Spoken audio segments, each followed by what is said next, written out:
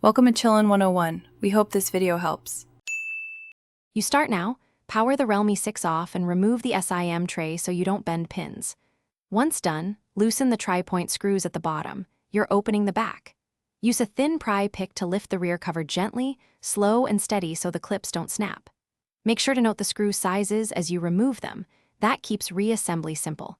Keep screws organized and the battery untouched until the flex cable area is exposed for the next step. With the battery disconnected, you reduce short risk. Do that first. Next, identify the volume button flex cable running along the side. It's glued and taped. Carefully lift tape, unclip the connector, and remove any adhesive. Once removed, position the new flex cable in the channel, press connectors until they click, and temporarily reconnect the battery to test the buttons. If they work, power cycle the phone to confirm consistent response. If not, retry seating the connector and clean contact pads before final assembly. Once the new flex is proven, disconnect power again, tidy adhesive, and reapply any foam or tape you removed. Realign the rear cover and press firmly around edges to re-engage clips, then replace screws in original positions. Power on and run thorough tests.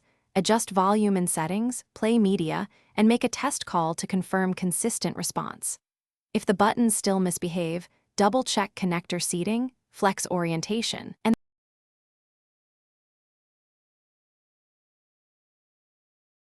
Thanks for watching. Consider subscribing if we helped you.